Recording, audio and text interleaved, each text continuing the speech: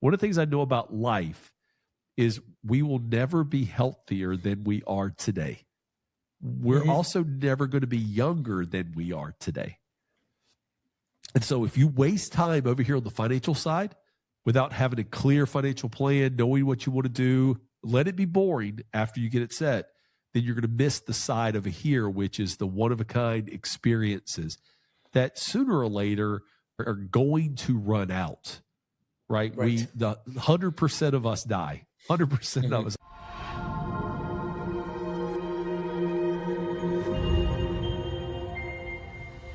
All right. Hello, everyone, and welcome to another episode of The Key to the City of Angels. I'm super excited to have Mike Milligan of One Oak Financial here. Mike, thanks you so much for coming on the show. Rick, it's great to be here.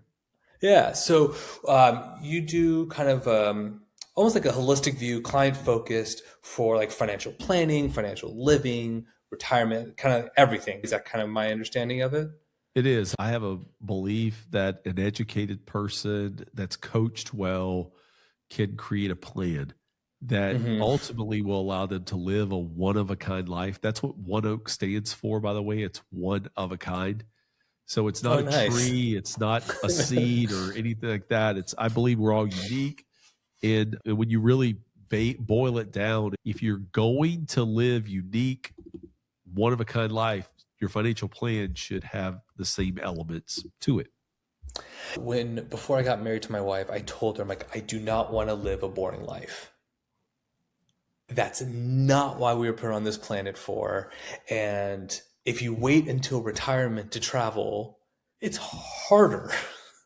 Let's just live our best lives now within reason. So, I mean, it's interesting that you did that as soon as you got married. And what has that led you guys to do since you got married that's been unique? We love to travel.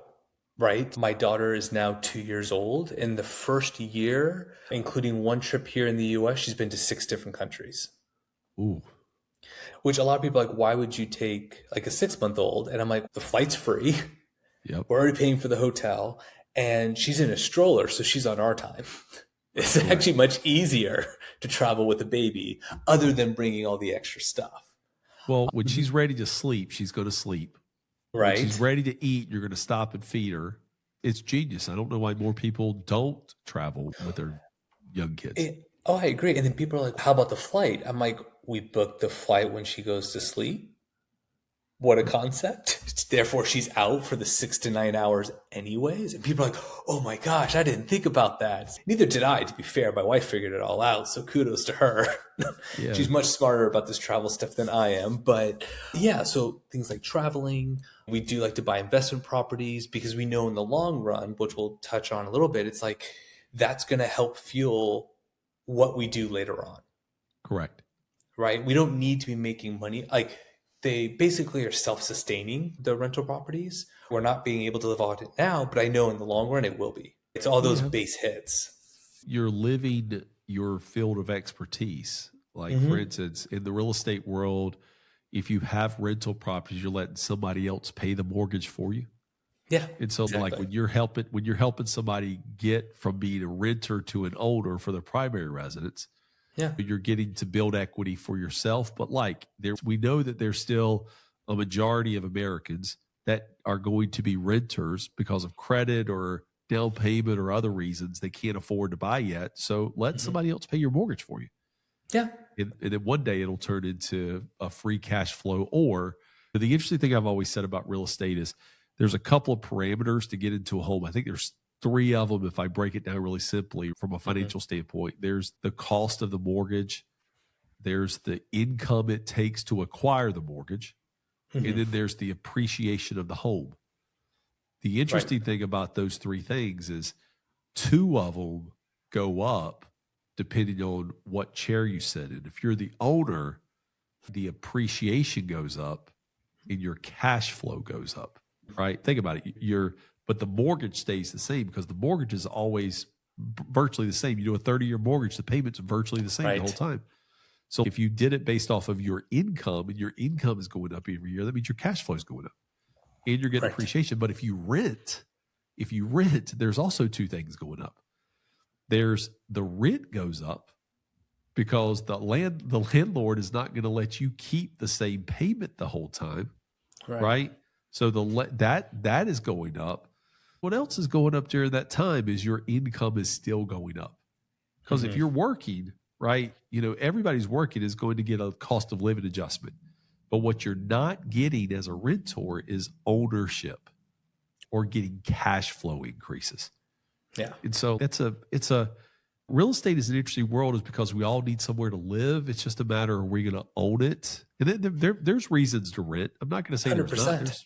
If you're at a job and you're only going to be there a year, rent. I Right? agree. If you're a nomad and you're going to move around from place to place, rent. But man, if you are where you are going to be, it's the sooner you own, the better off you'll be. I don't care what market you're in. If you think this market is an expensive market, wait a year from now. Wait Oh, 5 years from now. Wait 10 years from now. See what happens. I love that you say that, because when I bought my first place, it was in 2015. And people are like, why are you buying? We're still in the recession. I'm like, because I'm buying because I'm buying. Right. Like, whatever. So bought the condo. It was a major fixer by condo standards. She had been living there for over 30 years, heavy smoker. Mm. Remodeled the whole place, got a roommate. Did that for a few years. Did the line of credit, bought the next house hack, which by then I was engaged. We converted the garage to an ADU. Then we lived in the ADU, rents out the main house, swapped. Then we sold the condo a few years later because I was renting it, 1031 exchange, plus HELOC. Like, we were able to leverage it. It wasn't until last year that I actually had started using my own money to buy rentals. Otherwise, Right. all the way up until then, I've been using other people's money, banking on appreciation, things like that. I never would have been able to do that had I been renting the whole time. And you've got a lot of valuable real estate along the way when you do that, with a Hmm. lot of doors.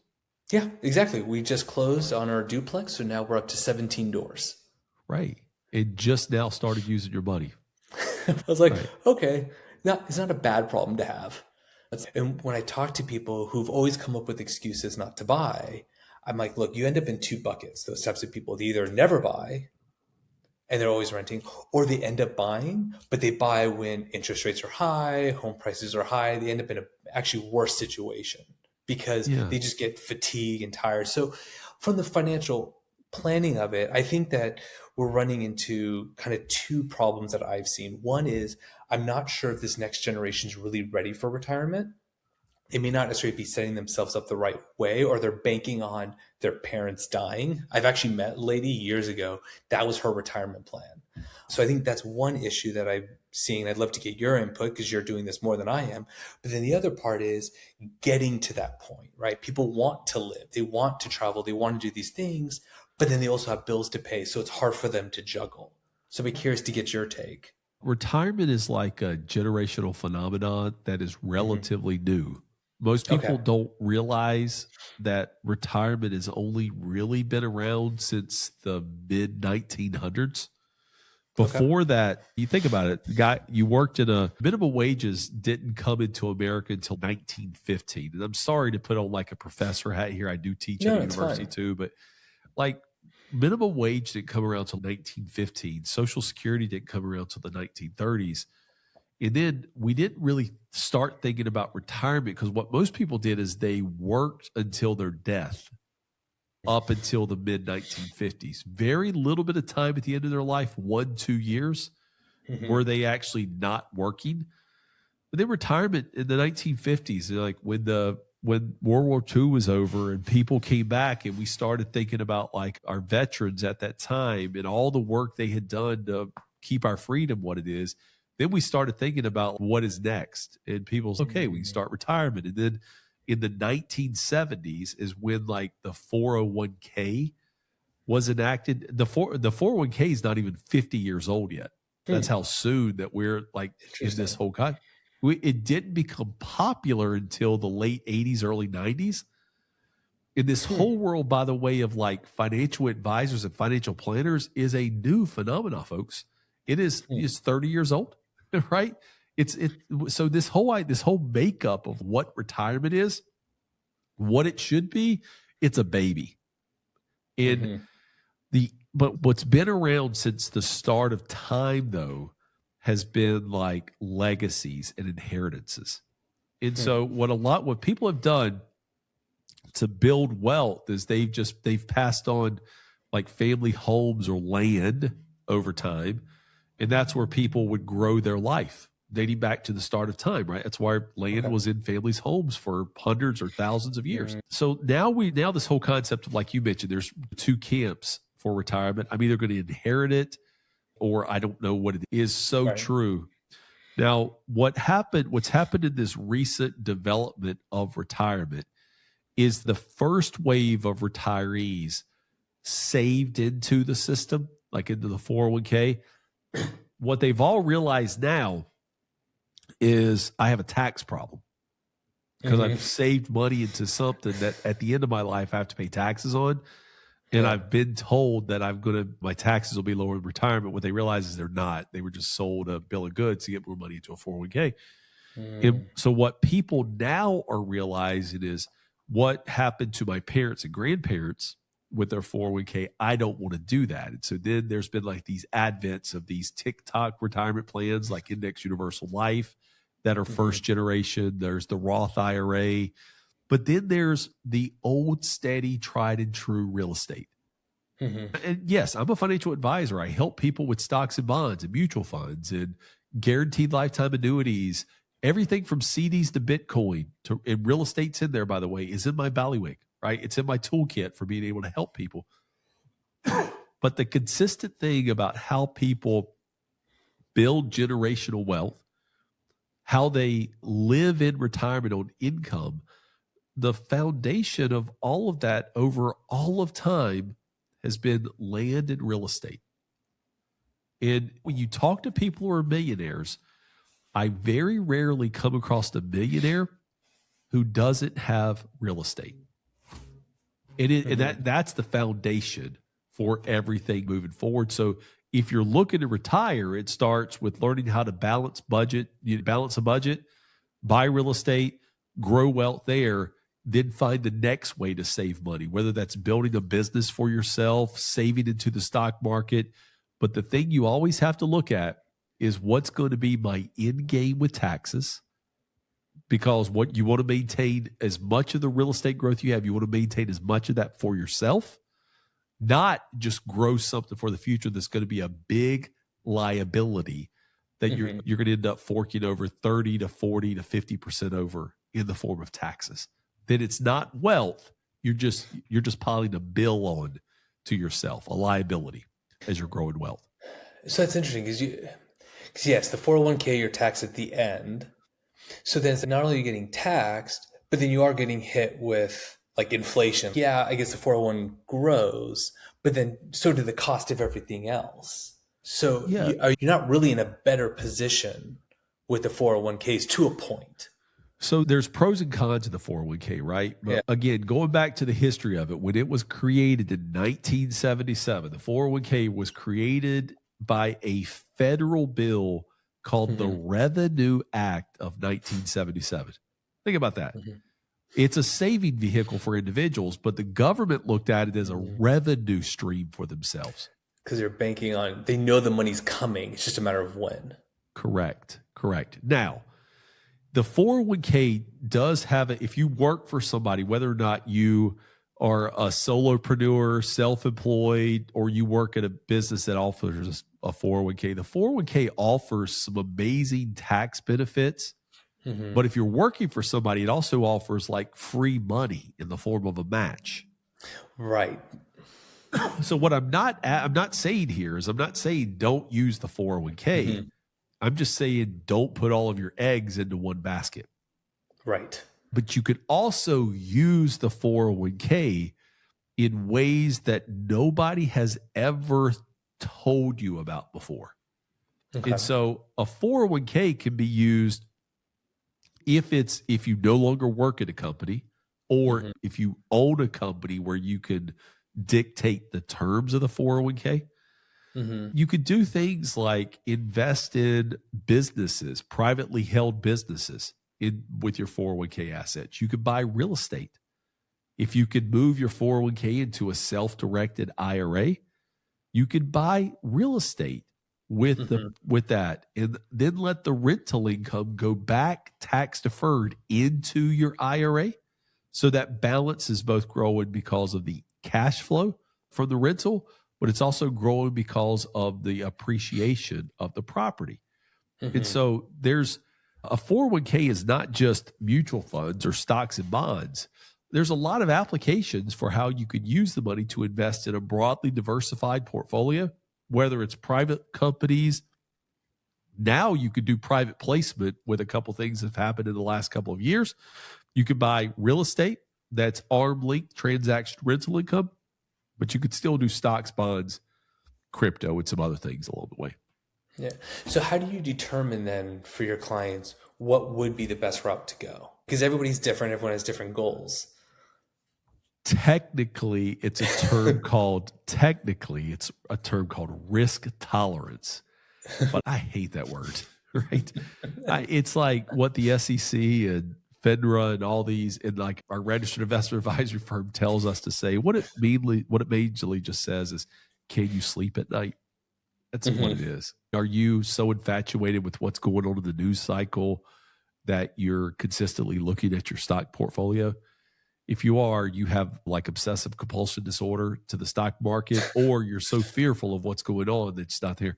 The interesting thing about the stock market, investments in general, is time is the great equalizer. Right. The longer you have, the less risk you have. Now, if you buy a bad investment, time can't make up for a bad investment. Sure. But if you buy something that has a relatively long-term view, do we all think Apple's going to be here in 50 years? Probably. Do we think Google's going to be here in 100 years? They just issued a 100-year bond, right? So they think they're going to be here for 100 years. Do we think Berkshire Hathaway's going to be here in 100 years? Yes. Do we think real estate's going to be here in 100 years? Yeah. That's your ballywick. Do you think real estate's going to be here in 100 years? We already have homes that are 100 years old and we're still using them. Correct. And so investments like that, where you see they've got value for a long period of time, the longer you have in investments like that, the lower the risk. Yeah. Right. Even if they're short-term risks. Let's say you bought a home in 2008. Boy, wasn't that a bad time to buy a home? And see, I would disagree, because if you held on to the property, look how it is today. But 2008, 2009 would have been a world of hurt, right? Oh, You yeah. would have Oh, felt- yeah. Yeah. You would have felt, but even then, would you really have felt it? Because when I talk about it, like, it's a paper loss. Keep going, because this is good. Oh, yeah. Okay, so it's a paper loss. Okay, the value's cut in half. Okay, don't sell, don't refine it, just stay the course. That's it. Now, those same people are like, what, almost done with their mortgages. The values have exceeded it. I wish I bought in 2008. Yeah. Like when you look back, it makes sense. And so with the perspective we have now in 2026 of 2008, it was a great time to buy. Absolutely great time. But unfortunately, is what we do is we get in these market cycles, right, where we're like, oh no. And so fear creeps in. And like the only thing we know to do is to sell. Rick, if Mercedes-Benz put an ad out on television tonight that says tomorrow, only tomorrow, you could come into our dealership and get a 2026 G-Wagon for half the price. Do you know how many people would be at the Mercedes-Benz dealerships? Yeah. Everybody. Yeah. Everybody would be there, right? Sure. Because I could buy it for half off. Do you know what people don't buy when it's half off?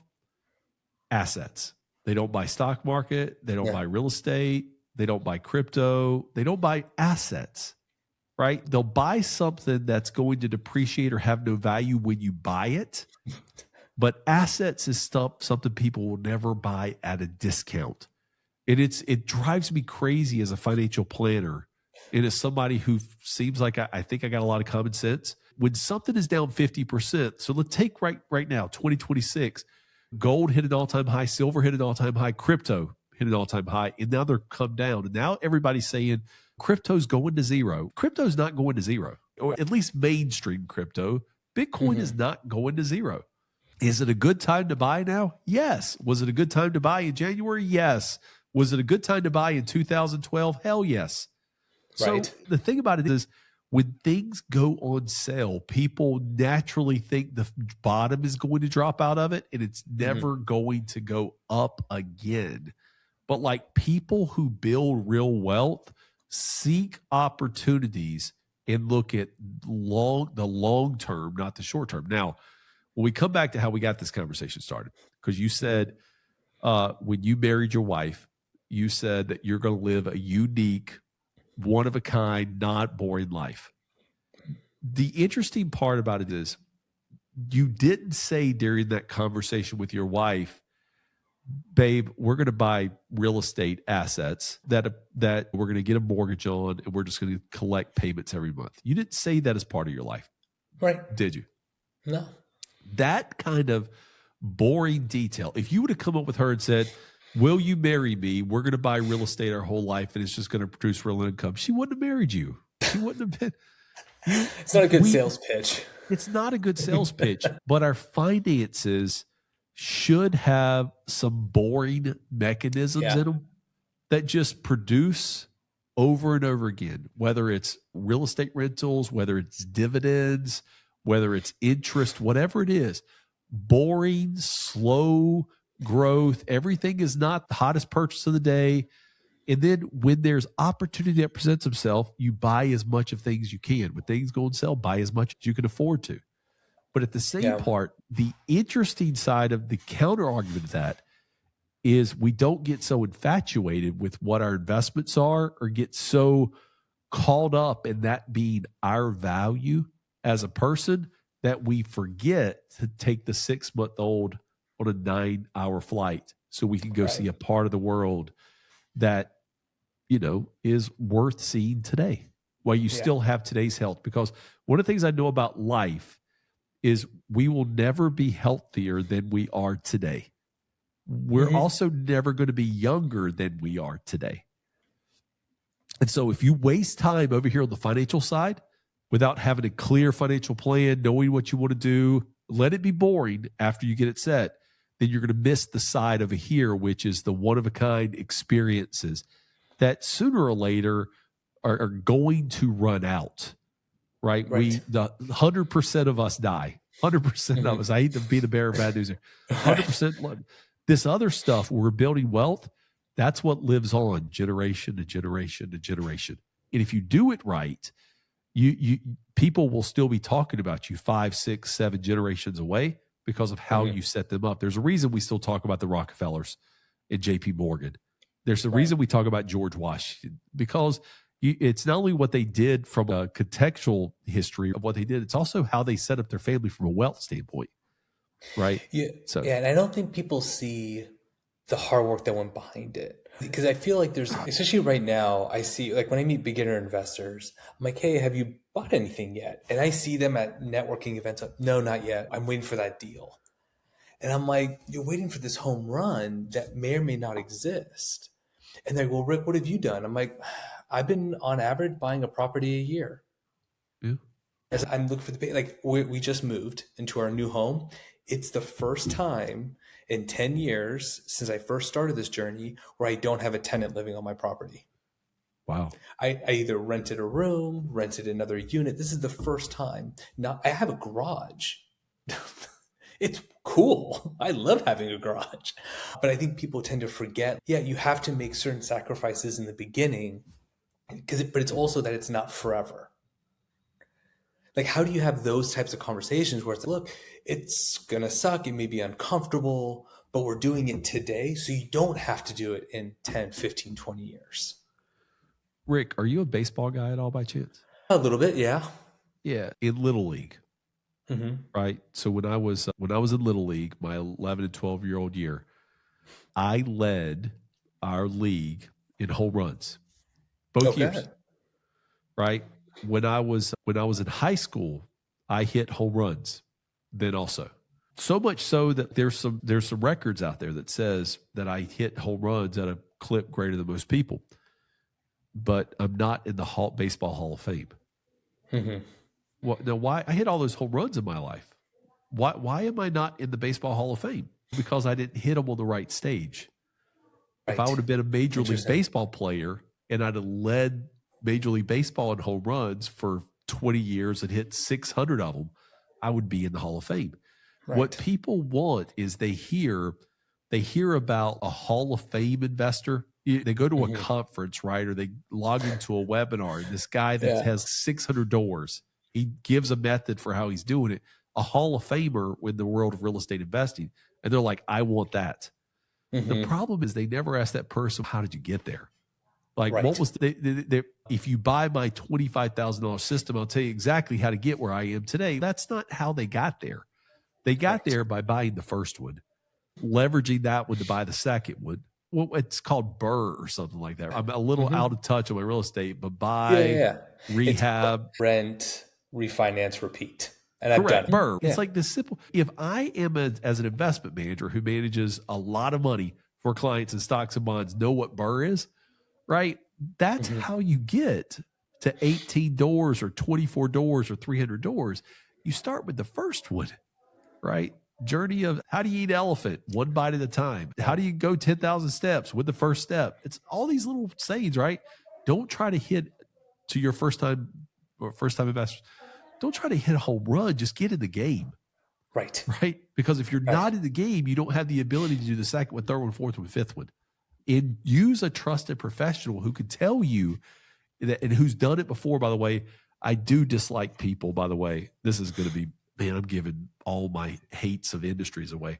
Oh, I I don't like a lot of realtors, so you're fine. Here's the thing, right? I hate it when a solopreneur, a realtor, Hmm.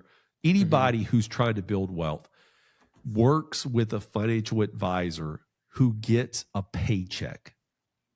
Hmm. Okay, follow my logic for a minute. These people who are risking it all out here are working with Hmm. somebody who works a 9 to 5 job, right? And somebody tells them what to suggest to that group.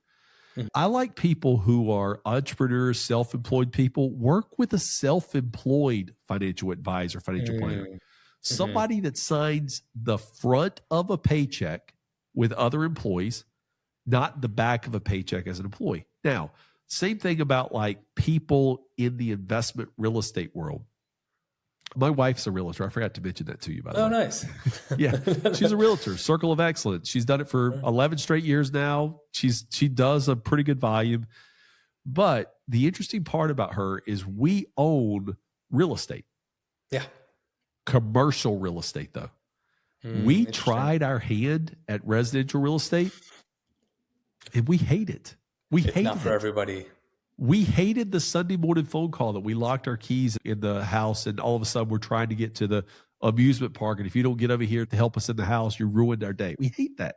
Yeah. We hate it when they left and they damaged the floor and they're like, you're trying to steal from me because you're taking my deposit. The Yeah. conflict back and forth. So my wife is not the best realtor to go to seek investment advice on real estate. And Hmm. she does some investor work, but only like with really long-term clients who have multiple. But if you're a first-time investor, she's not your real estate agent. Right. But a lot of people will go to a residential only that only buys primary occupancy homes and say, I want to Hmm. buy an investment property. They don't know how to negotiate the deals. They don't know how to Right. It's cash flow different. them. That's right. They don't know how to say to people, that's not going to cash flow. That's a bad investment because that person, the primary real estate agent that only does purchase money, live in owner occupied homes, all they're interested in doing is closing the deal. Yeah. They're not interested in showing that it cash flows because they don't see the long-term value that you're going to buy 2, 3, 4, 5, 8 properties, right? Along the way. If your listeners are not working with a realtor who knows investments, who are doing it themselves or not taking advice from them, when it goes bad, the only person you have to look at is the person in the mirror because that other realtor is going to be long gone. Yeah. Oh, So, yeah. I met with someone actually during my open house yesterday, and that was his concern with realtors. He's just, are they here just to collect a paycheck? And I said, look, I spend virtually no money on marketing.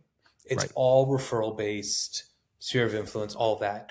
I have to do a good job, and I want you to know that I'm doing a good job because I want to do such a good job, you're going to refer me. You're going to use me again. I have clients where we've worked together. I call my trifecta clients. I've used them at least 3 times. I've worked with them, whether it's investment properties, buying and selling, but that relationship. But you're right. Like there are agents out there who are commission whores. That's just what they are. It's a problem. But you also see it probably in the financial advising space, right? You have the Oh, sales professionals versus the financial advisors. we don't call them commission whores. We call it Okay, commission fair. breath in our world. But I like Okay, your fair enough. term. I like your term a whole lot better. It's my podcast. I can say whatever I want. I know So you go say whatever you for want it. to. We'll say commission breath. Like we definitely Okay, see fair people enough. with commission breath, like they just breathe out, and it's more about Yeah, them than it that's is usually about what the it's client. called. Yeah. Yeah, It- pros make money, but it's not even that. Pros earn money because if you're a pro and you're making money, you're not going to do it for long because people will see through you. Don't get referrals. But like for you, like when you don't do a lot of marketing, you get referrals over and over again. When people ask you how you get paid, you tell them exactly. I only get paid if you're happy with the purchase, Yeah. right? And it's in the value of the property, right? It's me helping negotiate the right price, getting you through a difficult transaction. It's not going to seem difficult to you. That's because I'm here and I Right. know it. But you've heard of other people who've had difficult transactions along with it. Yeah, real estate. That's because that person didn't navigate it properly. The real estate agent. Right. I get paid to navigate this smoothly for you, get you involved when you have to be. If I do my job great, it's going to be a seamless transaction. But I also earn my money by telling you when not to do something. Yeah. Right. And it may mean that we don't get that house, but we're going to get the next one. And so it's an interesting thing, right? In trying to explain to somebody the value of it when they've never experienced it. Because I've seen my wife do it with real estate. I've seen my team of financial advisors do it. People who have never used a realtor, first time home buyers, right? Or who have had a bad experience. They bought another home and they had a bad experience in the process. And I've seen the same thing with my financial advisory team. Those guys who are talking to new prospects and they say, how do you get paid? What is your fee schedule? They've had a bad experience, or either they've accumulated some money themselves and not really known how they did it. Like it's just the market has been up 20% for 3 straight years. And so they want to know how you get paid, because what they're really saying is, how can you help ease my fears are out there? So you have to say, if you're really worried about my compensation, tell me what would be worth it to you to work with me. And it's a lot of times people will say when it's worth it to you, they're not going to say to you, it's worth it for me if you only get paid 1%. That's not what they're saying. They're saying like, I can sleep better at night. I know that I'm earning more money than I was before. I can get into a neighborhood that I never thought I'd be able to get into. I can get a mortgage, right? That's 0.5% less than what I thought I could get. You make me understand terms that I didn't understand before. That's what they mean by, did you earn your money along the way, or how much you get paid? And it's just a paradox out there that compensation of professionals is not earned. And if it's not earned, that means that somebody didn't do a good job of educating along the way. Yeah, I tend to agree. I think because now, like on the buy side, commissions is negotiable. It's part of the initial contract. It's a new thing. And so when I talk to sellers and it's negotiable, I'm like, yeah, but you'd pay them a 10% commission if it gave you the right price. Right. And like, yeah. So it's just about the value that they bring. Correct. In the experience and all that. Even in the financial world, how do you navigate? Because there are people that are more salesy in how they do it versus there's more of the educational aspect. So how do you get to that conversation with your clients? The interesting part about that is we don't really get to numbers with people, prospects, until there's been some level of trust and story sharing. Yeah. Like for instance, why do I care about what I do? It's not just like, why am I in the business, but why do I care about what I do? Is because I had a grandmother who all of a sudden lost her spouse when I was 11 years old. And so when he passed away, also did all of the income that was coming into the family. And she had to unexpectedly create a business, innovate through desperations. She had to create a business, and I was her sidekick. And because she only had a 3rd grade education, she really couldn't add and subtract, but she could cook. And so we went out and we hustled. We sold sandwiches. We sold collared sandwiches that for lunches and other things just to pay the bills. But like, I do what I do is because I don't want other people to experience what my grandmother experienced from a sudden loss. Like when your life is upside down, you shouldn't have to reinvent yourself if you've Yeah. done the planning ahead of time. And so I don't want anybody else to experience what she did. And Yeah. so we talk about that, but then I want to get to this into the story of like why a prospect has reached out to me. Like, are they concerned about taxes? Are they concerned about risk? Do they want to travel more? Do they want to spend more time? Do they have too much debt? Is their budget not in line? Where are they? What's the reason behind wanting to put a financial plan in place? And it's a lot of times that answer is because I want to retire because I'm tired. Yeah. I'm physically tired and I Right. want to retire. And it's people who have worked 40, 42, 45 years doing hard work. And now their body is just hard to get up in the morning. It's hard to get out. And what they've never done is they've never had, and they haven't taken a 6-month-old on a trip, right? They Right. haven't traveled. And they're like, I want to try some of that now. It's just but the sooner you plan for stuff like that, those are a lot of my conversations, the why. But I also talk to the 50-year-old who wants to retire when they're 55 and the 40-year-old who wants to retire their parents, right? I speak to the 20-year-olds, 22-year-olds, like my daughter's age, just getting started, just to encourage them and educate them. Wherever you are in like your financial journey, if you can't articulate the why you're doing the money thing, then it's not going to be fulfilling. There's not going to be a true purpose behind it. And if you don't link your life's purpose with this boring old financial plan over here, then the two of them combined are going to work against each other.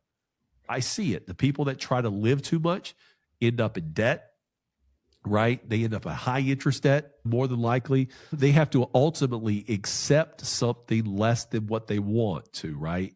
So maybe they were traveling a lot, building a business for themselves, but now all of a sudden they're in too much debt because they did it. Now they have to accept the 9-to-5 job, the ball and chain job that they never wanted to. And the reason they have to do that is because they didn't put a financial plan with it.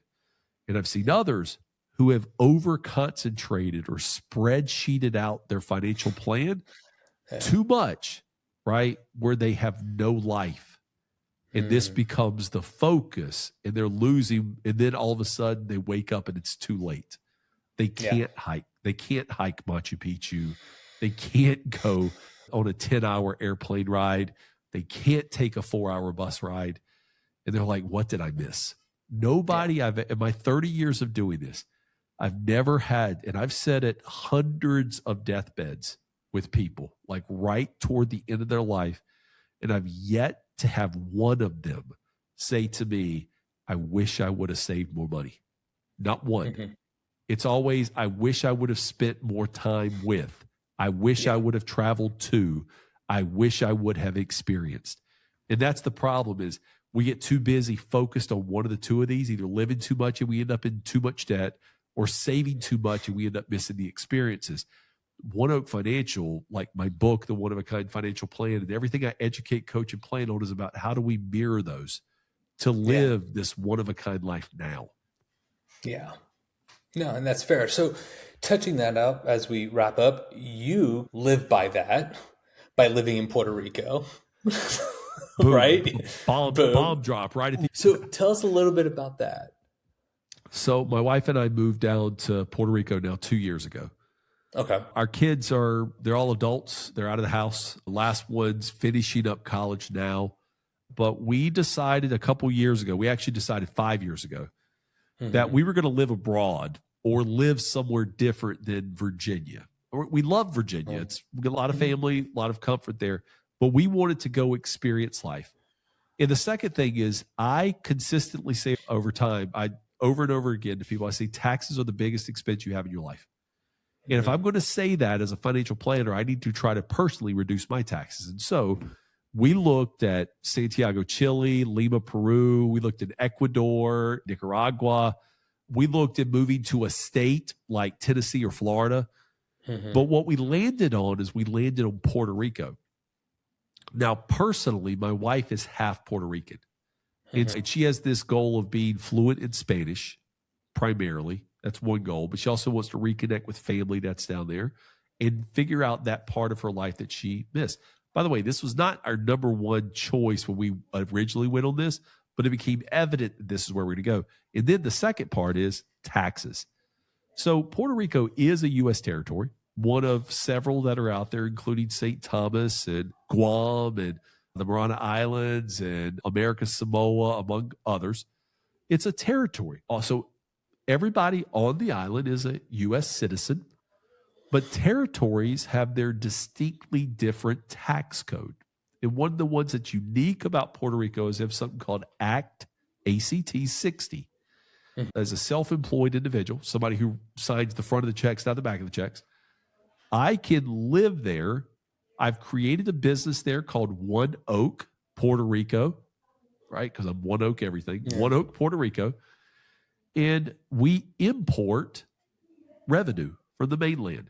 So revenue that I earn in the mainland by helping people with financial planning gets imported into Puerto Rico. It's an expense to One Oak Financial in the United States, an expense to that company, which means as an expense, it doesn't get taxed.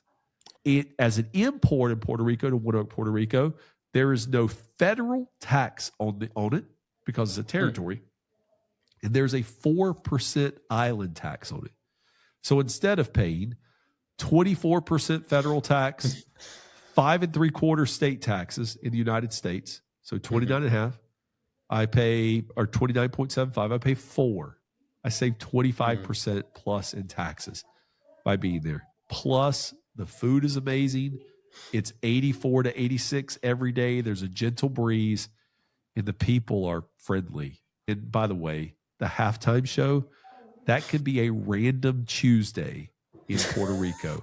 That's amazing. Tuesday. Yeah. Mike, thank you so much for coming on the show. As we wrap this up, how can people get a hold of you? So if people want more information or want to talk about taxes or their financial plan in whole, you can just reach out to me at Mike Milligan, MikeMilligan.com. Okay. And you can find me on Instagram, LinkedIn, Mike Milligan CFP on LinkedIn. But I really have a mission, Rick, of 3 things. I want to educate people. So we teach a personal financial planning class. I've written a book called The One of a Kind Financial Plan that's almost got a 5-star rating on Amazon. You can find it there. I coach financial advisors and financial professionals to be able to help more clients in building messages and brands and using AI. And then finally, we build financial plans centered mostly on reducing taxes primarily, but we also build retirement plans, help with investment plans, do long-term care planning, and build legacies. And so I'd love to talk to any of your listeners. And so just if you do reach out, make sure you tell them you heard about me on the podcast. Great. Thank you so much. Thank you again for coming on the show. This is great. And thank you for everyone watching and listening. And I'll talk to you guys next week. Want to keep unlocking the secrets to building real wealth in Los Angeles? Stick around for the next episode. Tap the video on screen to keep watching.